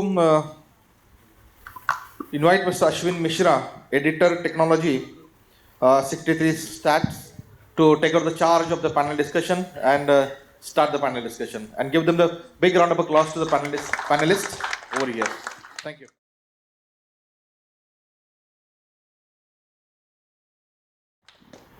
Thank you, Maheshji. Am I audible? Right. Good morning, everyone. Quite insightful sessions that we witnessed, for the last half an hour, 45 minutes, and quite captivating in such a way. Thank you all the panelists for being here. Absolute joy to have you on this panel. I'll quickly set the context here. I've been interacting with business and technology leaders across sectors, and I've found that there are 5 key areas that most of them are dealing with. The first is how they can rewire, reshape, bring and take advantage of a digital, cloud-based, mobile-centric world out there, bring advanced technologies like artificial intelligence, machine learning, Internet of Things inside their business. The second is how they can leverage massive amounts of data and bring advanced analytics into their business, not just in an algorithmic sense, but bring it in a more human sense so that people have the capacity to use it. The third is how they can tap the digital resources out there to innovate for their customers, create new products, new services, and at times new business models to drive growth. The fourth, which has been caught up the imagination of the country and the globe, is around sustainability. governments, enterprises are looking at a sustainable net zero kind of an goal that they have all set out for themselves. So sustainability is one of the key priorities for businesses across. And the fifth, which encompasses all these areas, is cybersecurity. So, businesses businesses want to protect the data. They want to ensure that the customers are safe, and that's precisely what this panel is going to discuss about. So the context has been said. In fact, Gaurav mentioned about the threats that are there for SMEs. 1 lakh to 6 crore rupees is the average cost of a data breach. 75% of businesses, SME businesses, can go out of their business if they are not protected. So lots of instances, lots of figures there. I'll open up this panel for their thoughts. First and foremost, what are the challenges that as enterprise IT leaders like yourselves, you face, and what are some of the threats that one really needs to be cautious about in 2025? Anyone, please. Snail, or start with you. Thank you. I'm audible? Yeah, thank you. So, regarding the challenges what the SMEs are facing, this is not only for SMEs, it is practically for anybody and everybody who is working on this IT front. So, when we are talking about the challenges, majorly I'm referring again the discussions what we did here, that 75% of the companies are being impacted, and then they are going out of business. That is a biggest threat ever. So, if we want to secure, then yes, ransomware is the biggest thing. Phishing is another thing, and the targeted attack. So it is known as a spear phishing in technical term. Right. That is a major thing. But normally I used to say that if it is you have been targeted by somebody, it is almost impossible to safeguard yourselves. True. Right. So because they are doing a lot of homework behind that, and then only they target on that. So that is very, very difficult to even secure. But I hope that 63 sets would be able to support on that part also. That's what I mean. Yeah. Yes, Sanjay. Thank you. So I'm taking the point where we are discussing from this morning, and also Stanley has mentioned that initially it starts with the identity and access management. This is the one of the most we are talking about the human error into it, and that is the starts with that the initial with that your identity which is being compromised or the theft is done. Let us do a kind of a survey here with this audience. How many of you are using kind of an email or any public mail, Gmail and so on? Okay, almost everyone. Okay, how many of you are having the multi-factor authentication enabled onto your Gmail? So you see, there are possibilities. Even these tech companies, even who are providing the public kind of a services like Gmail, they are also having some options to safeguard to a certain extent.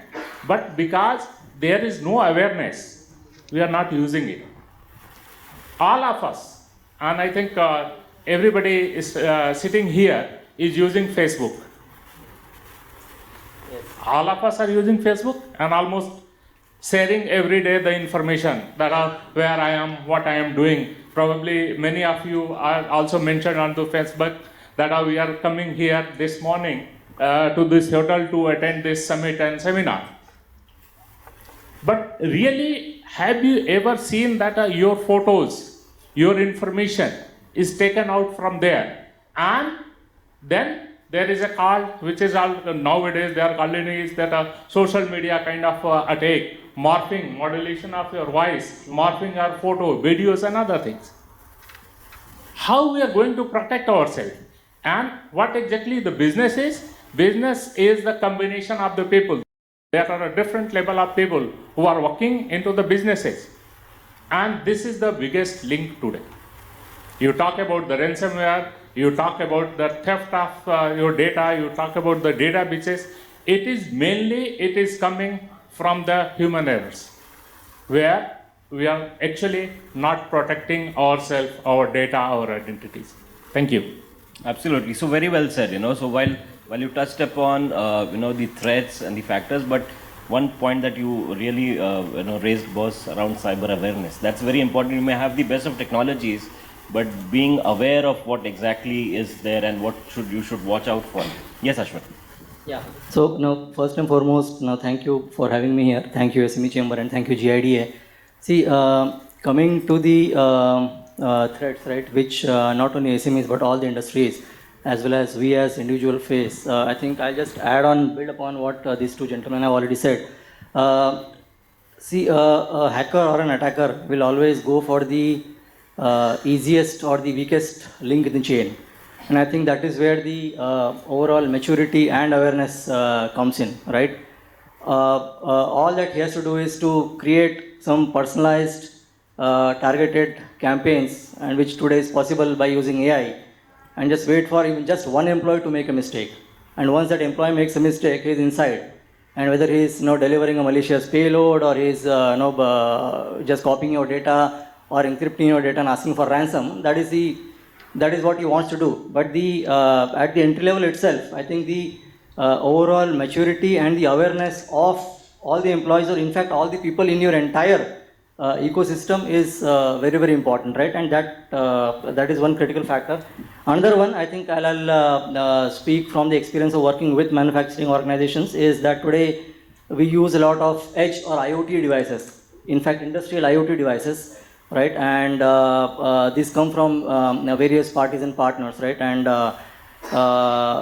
again, I see how these devices are getting configured. A developer from the vendor or the OEM sitting somewhere remotely is opening a port on a cloud, and from the cloud he is accessing the device, right? So the entire chain is exposed. And again, the hacker just needs one entrance, and your entire your IoT and cloud infrastructure is compromised, right? I think so. This is another example which I wanted to bring here. Right. So the bad guy has to just be right once, and the defenders have to be right always. One failure, it's an unfair game, but that's how it is being played out there. Nihar, so we have a good mix of panel here.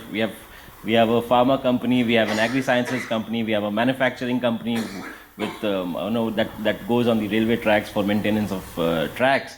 Now, you have been there in the industry for the past 2 decades now, and while the threats have evolved, but now the threats have become quite too many now. And each day there are new threat vectors that are emerging. What's your take in terms of how do enterprises and especially SMEs, how they can protect themselves? See, a very valid point, Ashwin and the fellow panelist, about awareness. Awareness, the human link is, I have seen, I'm one of the first internet users of VSNL in the country, and I have been right from those VSNL servers. So I've seen over the years, humans have always taken security very, very lightly. It's a part of our thing, right? If you have access control, then you have password. You will at some time get irritated because security and comfort it's a seesaw. Yeah? Both do not go hand in hand. It's inversely proportional. Awareness is so important. It has to be hammered down on a daily basis, on a weekly basis, and regardlessly that you will find it monotonous, it still has to be done. The biggest example that I tell everyone is one of the safest industries that we see is airlines, right? Still, each time you catch a flight, they do the safety drill again and again with the seatbelt, with the fire exit, again and again. Yeah. So this has to be encompassed into our system, our organization, however small it is, but a daily dose of security of what should happen or what should not happen. What happens in panic when a cyber attack happens? We help a lot of companies on incident response. Right. The moment a cyber attack happens, first the IT team is into a denial that an attack has happened. They will think this is a broadcast storm, they will think this has gone down. It takes some time for them to accept that attack. Once it is accepted, the leader takes some guts to inform the top management that the attack has happened and what would be the business downturn. And usually it takes around 24 hours till people contact us. Yeah, certain says that after an attack is acknowledged, it should be reported within 6 hours. Right. So they take precautionary measures for the rest of the country. They study type of attack. It helps, but our society at large do not want an attack to be publicized. Yeah. With this in mind, we find with continuous rigorous training and systems that we follow and tell people that in incidents, the response processes that we follow is in case there is an attack, you are in a panic state, you go as per the guideline, like an airline pilot. In case of emergency, he still always pulls out his manual, his safety book, because there would be smoke there, this there. You do not know the human mind. So this is how awareness and training is the most important, because humans are the biggest chain in the link. Absolutely, right. So, we have had the opening thoughts from the panel members, and let me delve into some clear-cut questions here. So, there is a lot of precautions that as an organization, I'm sure you would be taking. And the cyber attacks they will not cease, they will continue to, rise.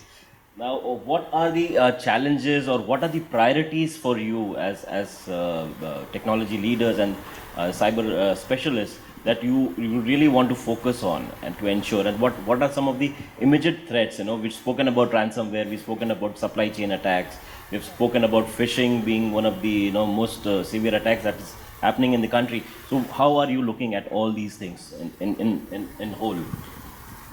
Anyone, please. Let's have it free flowing rather than me picking up people. So, while we are talking about securing the things, right? So, while we are talking about the securing our organization or securing a data of our organization, there are a couple of steps I would specifically tell about. One is awareness, what we discussed earlier. So, each and every person of the organization has to be very much aware. Continuous awareness training has to be there. Then only this is can be said. As we discussed, that one weak link is sufficient to breach all setup. So for us, we have a huge data center and lots of systems are in place, starting from firewalls and then antivirus and things are a hell lot of things as we see in that circle, right?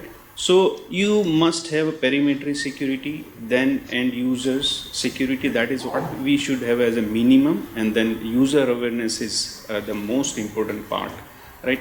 Because just one example I'm giving, like yesterday I was talking about one of my director and on some security level. He says, why we are continuously getting emails even after we are spending a lot of money in our setup.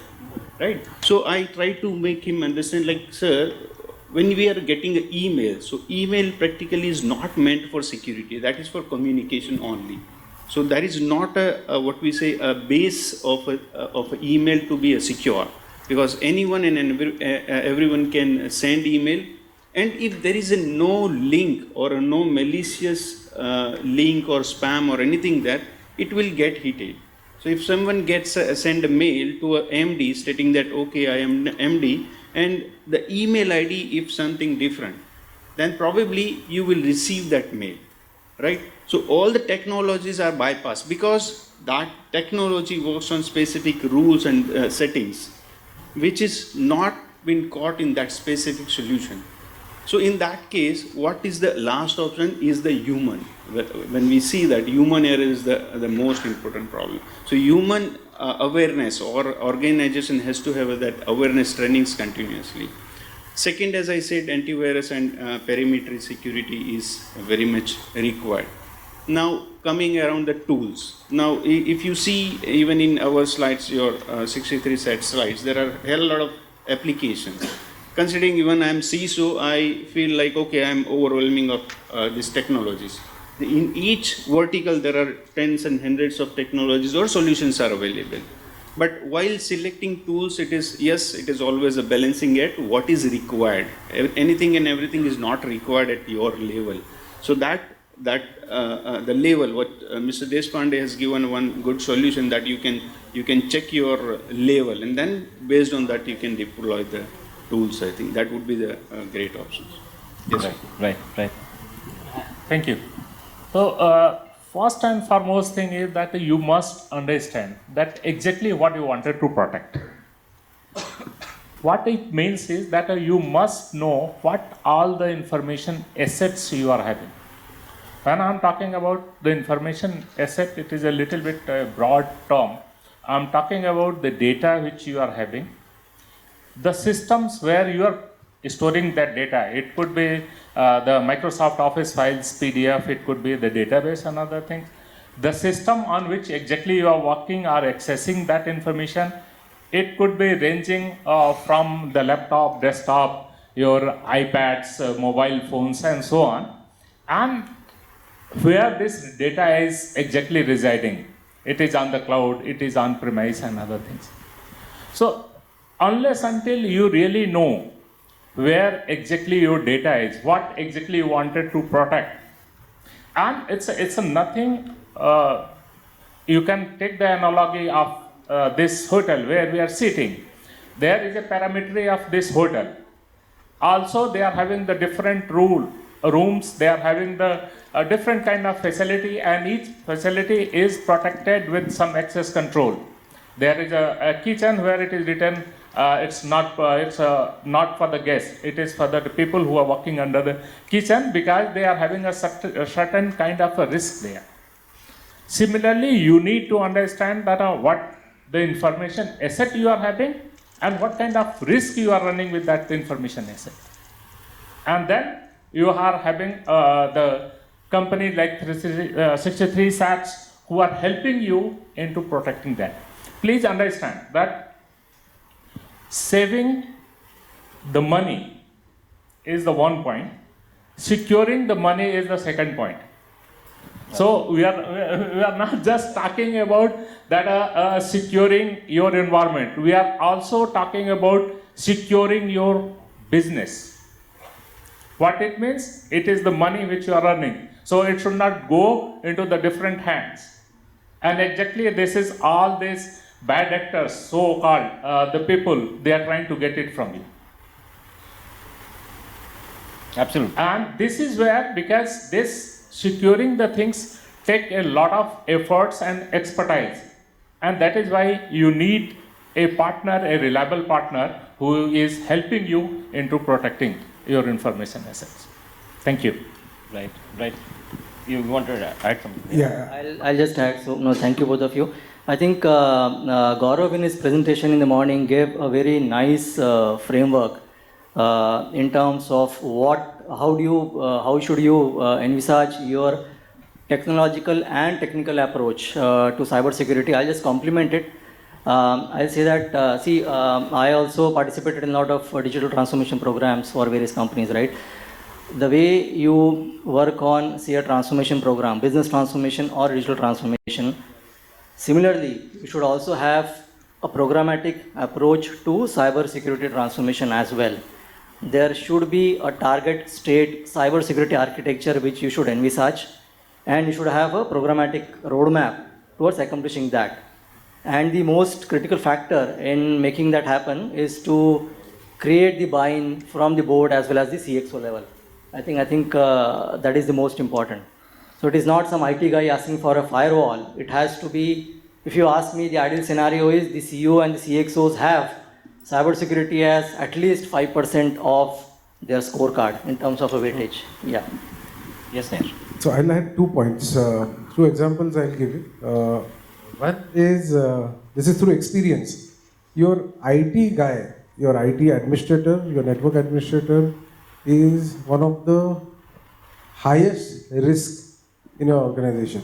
Yeah, we tell our organization IT guys, first of all, they're off LinkedIn. Yeah, the targeter, when he attacks your company, first checks your organization LinkedIn, checks who's managing your Active Directory accounts, and it's very easy for them to attack that. Second, we have seen in many common highs, pen drives with malware are thrown near the bike parkings or car parking of these administrators. Yeah, and your entire organization USB will be blocked.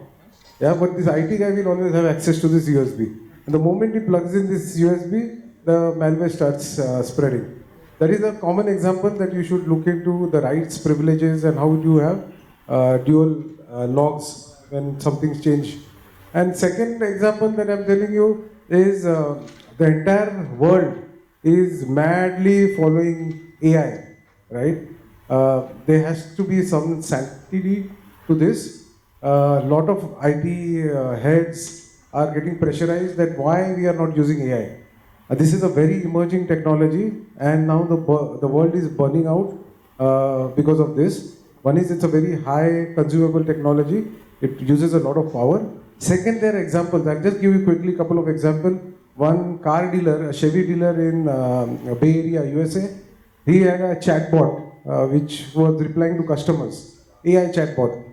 The hackers did poison the chatbot programming, and they told him two things. With any customer, you will not say no, and you will be able to sell a car. And second, you will say that this is a law-binding statement, and this statement will not be reversed. Once they programmed the chatbot this way, the hacker then asked a question, saying that I would like to buy, my budget is $10 and I would like to buy a car, which is the cheapest car. So we had to say that we have a car and we will ready to give you at $10. This is a law-binding statement and this statement would not be reversed. This is an example where company had to sell out the car because AI went wrong. Same happened in Air Canada.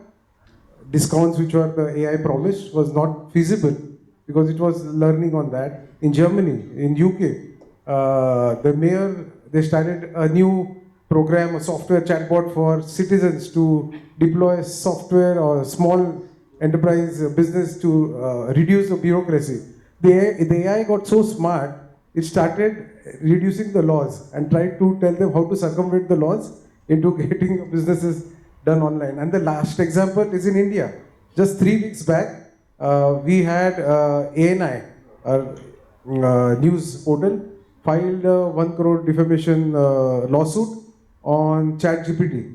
ChatGPT crawlers, they got into ANI and fabricated a report of a politician coming for an interview without him being there. So you need to be careful about how the technology is evolving and see, we do a lot of audits around AI, secure coding. We assess, we have some logics that we give in to just to say that the coding and programming does not go out of bounds of the rules. Right, so very interesting point that Nihar made here on AI. So while I was with Economic Times last year around this time in Jan, Sam Altman was the creator of ChatGPT, was in Delhi, and we had the privilege, all the editors of Times and Economic Times had the privilege to interact with him. And one question that one of our senior editors asked him was, what is that scares you about ChatGPT? And exactly, what is happening now, he said it, the only thing that bothers me is the misinformation, and it will be used to, create more cyber attacks. So that is something the creator himself spoke about, which is happening in a big way around now, right? So just moving on to the next part of this panel session, most of them are part of a manufacturing setup here. Now, supply chain, it has been tested. We have seen it get breached, and it's a bedrock for most of the manufacturing companies. Now, how do you ensure that your supply chain, and you are part of an ecosystem overall, so how do you ensure that, what are the challenges first of all, and how do you ensure that you're trying to strengthen that whole security there? Please, okay, I'll go first. This is your topic. I don't want to.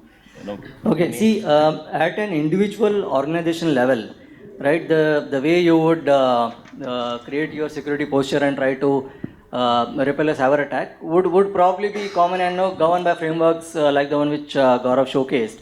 But when we're talking about supply chain, right, and again the weakest link concept, the attacker only has to attack one link in the supply chain, and maybe let us say he attacks the supplier who gives you your most critical raw material or key starting material, and then your entire production goes down. So here I believe that we'll have to think slightly differently. You have to think the entire supply chain as one organization, at least a virtual organization from the point of view of cyber security, and all the partners have to, while they will have their own architectures and tech stacks, they'll have to come to some common minimum principles on which they agree. So there has to be a common minimum kind of a policy document to which all the partners have to agree, and then the rest of the approach flows from there. I think that is the basic minimum starting point, and then it has to be baked into the agreements which you have, right? Roles and responsibilities have to be defined. How do you actually respond to incidents? I think you spoke about it. How do you respond to incidents, right? how do you share the cost in case you have to you're losing out on something when you actually face a cyber attack and some ransomware is demanded, etc. So I think all these things will have to be right. Okay. Thank you, Ashwin. So today morning, Mr. Chandrakant said that SMEs are now becoming the prominent part of the entire corporate strategy. So any large organization cannot exist without the support from the SME. So the people, you people sitting here, are the most important part of the entire supply chain. And that is why it is also important for the SMEs to protect yourself, not only for the benefit of your organization, but also for the benefit of the bigger organization, and at the end of the day, for the benefit of the nation. I take the example of my organization. We are into the manufacturing of railway track laying and maintenance. We are dependent upon the many of our service providers, many of our suppliers. Now we have actually irritated the word supplier. We call it them the business partners. So we are dependent upon the business partners who are helping us into growing our own business and serving to our customers.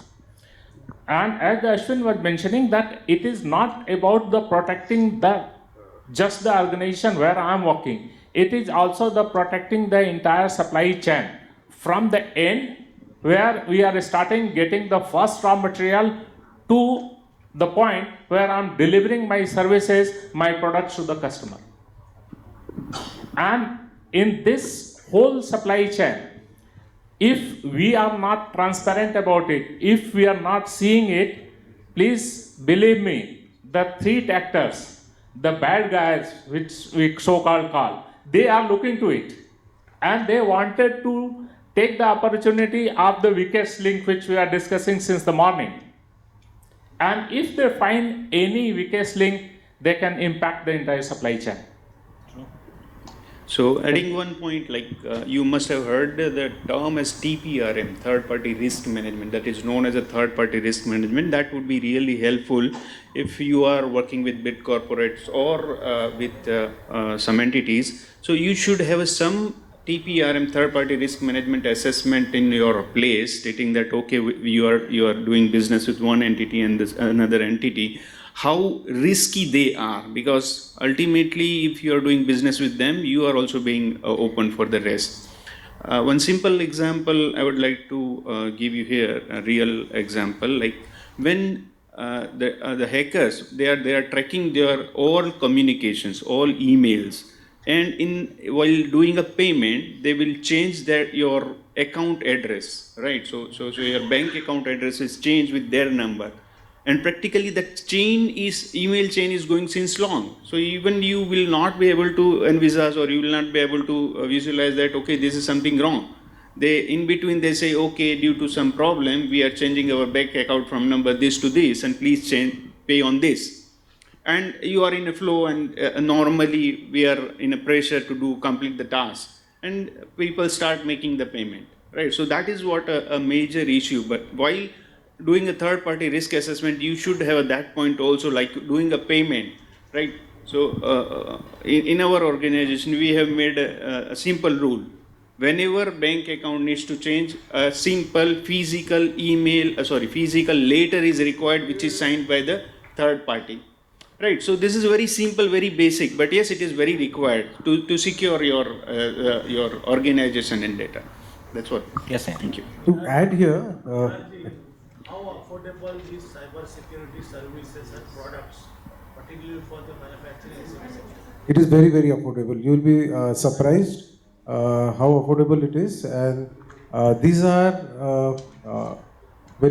not very, very large enterprise companies. We have tied up with the right companies in Israel, which get the best IP, and the prices that they come to us, Mr. Saunge, is at India's prices. When we speak with these companies before tying up, we say Netflix in India comes for 100 rupees per cell phone, and 25 GB of data comes at 250 rupees. So now you understand what the scale and the cost is, and they are now ready to look at the scale. and the volume of business that is out here in the smallest of industries. And quickly to touch upon the point here, in the entire risk management, I'll give you a very recent example that we did. We have a service called as a cyber drill. Yeah, what happens is we actually simulate a cyber attack and we show you where your management or your entire flow would fail or what are the steps they should do. And this drill is an extensive drill that we plan, we check all the stakeholders right from your CEO to your IT head to the last man. We have them entire chain and we do the drill so that in case you face a cyber attack, you will know what you have done and what you have not done. This is the live simulation. So an example like one of the very large companies, Tata Click, once we did this with them 2 weeks back, they said we are convinced you know in depth the start and end of an attack, and we are convinced and we signed up with them now. I have another question here. This side. I have another question as a corollary to what Mr. Chandrakant Salunke asked. Now, typically, if you see these cyber attacks that are coming in, the larger organizations can still manage to, handle it in a fashion that they can pay for the whatever insurance, I call them insurance, towards ensuring these attacks don't affect them. Now, let's get back to the micro and small industries who have turnovers under 2 crores or maybe 1 crore or whatever. They actually will not be able to kind of afford it, or they will probably think it's too expensive. They are the most vulnerable people, and once they go out of business, they can't actually revive. Do you think you can have some kind of a combined policy for all these guys put together and have a common platform wherein you can actually take care of all these individuals, especially in the micro segment? Yes, we do. It's a slide that we have, and we have actually made packages. We have made a basic, advanced, and a premium package. We have decided the technologies that the basic package can start with a 10 to 20 desktop company. From there, you can go to 50 to 100 and 100 to 100 onwards. And a basic package per user license under this basic is per year, per desktop, 8,000 rupees. At 8,000 rupees, we cover your ransomware scenario and your EDR, XDR, which is managed from our central SOC. These 20 computers, you install the XDR that we have. Any alert that comes there is flashed on our network, and we give you a call that this computer has been compromised. A USB pen drive with a malware was injected right now. So we leave you to do your business completely at this cost. You imagine 1.5, 1.6 lakh is the only expense for a company with 20 desktops. And this is how we scale up. As the company goes larger in size, we see that they now have cloud accounts. They would take some service from the cloud. There we plug in a cloud component. So these are basic services. Over and above, what we do for larger companies is we do a gap assessment and see how we can complement your existing IT security landscape that you have already invested in. We also found out that most of the devices are configured maybe to 30 to 40% of the efficiency. I, being an IT head myself, once a device starts rolling out, a firewall or a proxy server, I do not like to get, once if things are working at 40%, I will not tweak it to 95%. Because at 90-95%, sometimes the device breaks down because you're asking too much from it. With our experience with exchanges, we know at 80 or 90 to stop. But that efficiency of 40 to 50 is very, very important. How many people out here using firewalls have blocked IP address of various countries? A very basic default sign that you have to block any incoming connection coming from Pakistan, Bangladesh, China, Somalia. No one does that. These small tweakings happen, but for the basic, what Mr. Salunke said, we have packages starting from 8,000 rupees, which covers your ransomware assurance, where we say the service sits in memory. This is 30% area which no antivirus, no EDR, XDR covers. This anti-ransomware assurance, what it does, it sits in the memory, a little tech, I'll tell you, and it keeps monitoring what is happening on your computer. The moment a ransomware still comes in and tries to attack, it kills the encryption service itself in the kernel. So no ransomware can take the local encryption service to kill it. It is also called moving target defense. What it does in the memory block, when an antivirus or malware tries to infect or look for your C drive, it keeps changing the location of your C drive to a blank C drive in the memory itself. It's like this hall having an entry point here. Once the software is installed, the entry point keeps changing and shows you different rooms, something like the matrix. Yeah, so the malware is not able to attack the desktop at all. So such solutions are available at very, very economical cost. The reason we are doing it here and tied up with Mr. Saunke and SME Chamber of India is to get this awareness that this is available. Do not believe on all the things that are very, very expensive. 5 lakh, 10 lakh, 20 lakhs is not required. For the basic, smallest of companies, solutions are available and we are there to cater to that. Right. I still don't address the question that I've asked. My question primarily would be is, suppose there are about 10 micro industries in a particular location. Each has about 20 computers. So we're talking of an outflow of close to about 1,60,000 per micro industry. He's doing a sales of around approximately 1 crore with a profitability of close to about 5 to 6 lakhs or 7 lakhs. If he's going to be investing 1,60,000 on this, don't you think it's going to be a little larger for them?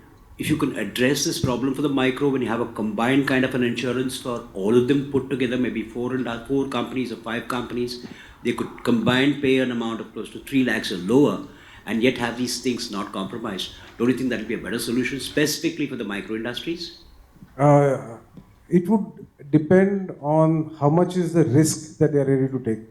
We could go down to 3,000 or 4,000 with only an EDR, XDR package without having a ransomware assurance. But how much is the cost to this? If you look at Kaspersky, one of the leading antivirus companies that India had, the EDR, XDR itself per license cost not less than 10,000. We are the ones, 63 Moons is the one who got Kaspersky 17 years back into India. Because we found that there was no antivirus company that time that could actually protect. We found that, we got them here. Same was the case with Zoom. We are using Zoom for the past 8 years. And when the country then took over after COVID. So these are the technologies that we look for and bring them. And I'm telling you, we can go down, we can break down these packages that we want, but then you have to understand how much is the risk and what risk you are ready to take. Thanks. A small question. Sure, yes.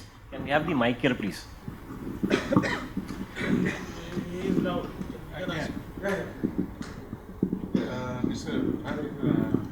Government has issued data guidelines yesterday.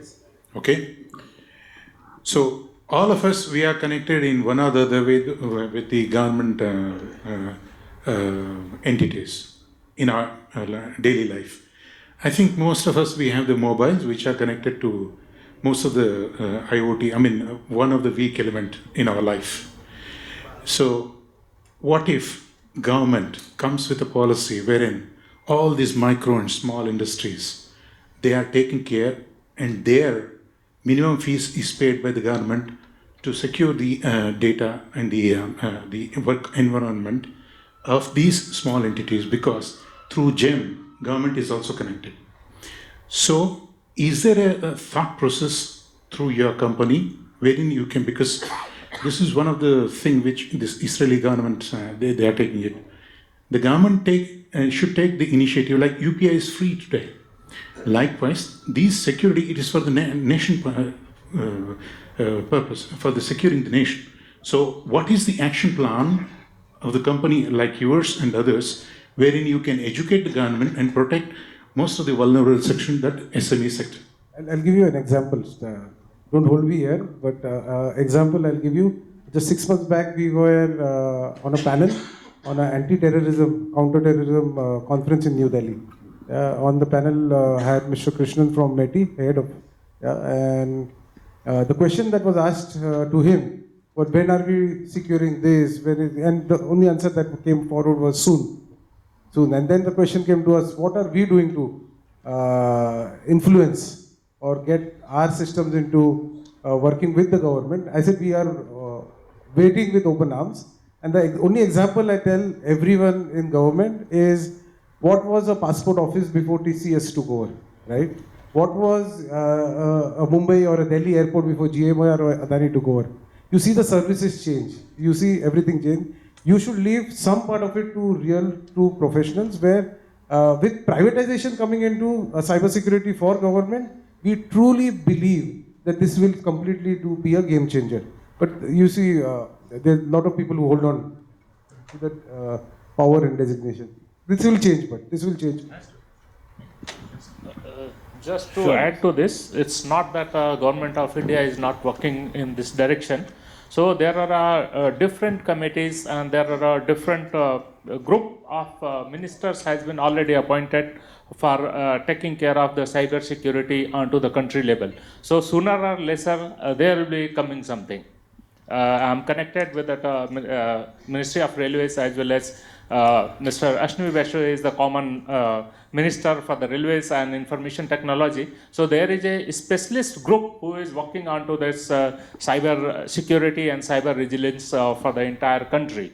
And probably they will come up with some guidelines, and probably they will also working with the InShort to impanel certain people who will be providing these cyber security services to all that SMEs to the bigger companies. Thank you. Absolutely. So actually that is very well needed and required because again, if you look at the overall sector, you have the RBI, you have the SEBI, you have the IRDA, you have the TRI. Now each one of them have their own set of guidelines for their particular companies. Now that also has a conflict. How do you connect dots in such a madness when every sector is being attacked? So there needs to be a specialist group which overlooks across sectors in the country, right? Yes. CERT-in, you might be aware, CERT-in is, and DPDP Act is coming up. So yesterday night only draft of the rules have been there, for DPDP. So that is very much a good initiative by Indian government. So if we talk about a world's initiative on the security side, yeah, India is a very good path, and probably in next 5-7 years we would be on probably second or third level when we are talking about security actions taken by the government. Right. I guess we are. I think somebody had a question. Yeah. Yes. I'm a consultant and I'm also a part of a family business. Okay. So the main issue I have been always thinking about is not about the cost by the SMEs, but the main thing is the consultancy.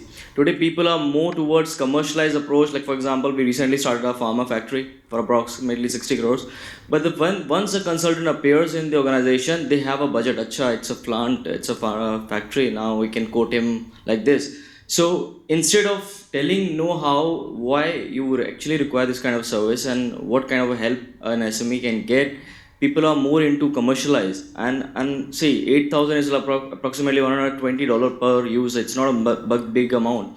We can afford more and we can get more sales and we can increase the business. But the main thing is why I require this. Actually, cybersecurity is a term, it's a nomenclature. It's very complicated for people to understand. It has to be simplified enough for people to make it easy, because SMEs moreover are very layman. They need a simplified thing, right? And we consultants, and this today I really am very happy to get to know about 63 Starts, and definitely I would be combining 63 Starts in our consulting service as a core service, because I am involved with many emerging corporates. They are actually not using the service, but I want a simplified structure. That's the most important factor for people to understand. Thank you. Yeah, you're right. We have seen this when we got into this business from financial domain into this business. We saw that the big four were largely ruling most of the large businesses and enterprises. What was missing is exactly the point that you say. When we onboard a customer, we onboard it as a group company of ours. We do not onboard it as a customer that is a third party that we have to go and provide customer. We are a large group, and the entire group is also serviced by 63 sites with the same dedication and with the same cost. We feel to actually, being a tech company, you could make technology talk for itself instead of the cost. Most of the we are around 850 cybersecurity companies in the country, but most of them are into sell a box and come out of it. It's not a long term, but we see it as a long term exercise. We'll talk to you offline. Yeah, thanks, Mr. Dhan. Right. Should I end it? Yeah. Right, so thank you all the panel members for your views. I thoroughly enjoyed this conversation. In fact, it was quite inspiring. I hope our audience finds the same. Security, yes, will continue to be one of the key factors that will cause a roadblock for most of the companies. So be cautious, be safe. Thank you.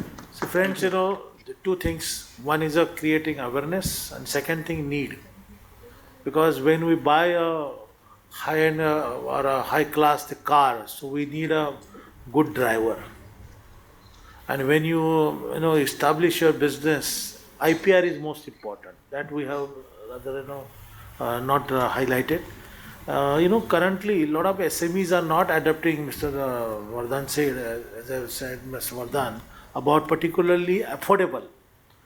Unofficial director of this company, I can just announce that 63 SAT SME package we can announce from Vadodara for all India level, which will be beneficial to the SME sector, affordable, and also securing their interest.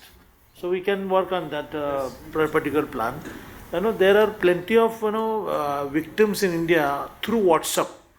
I have recorded 50,000 cases in 2024. This is a small number highlighted to the government or a police department, but so many people are not approached. So means using WhatsApp, Telegram is also risky, but risk can be avoided through 63 SATs. So let's give a big hand to 63 SATs, and particularly to secure the interest, secure the IPR, and to do business. Now we had given the system that security, cyber security. Now you need money. Because you need a money for what purpose? Trade finance, trade, business, and you need a finance particularly for business growth. So we have done reverse work.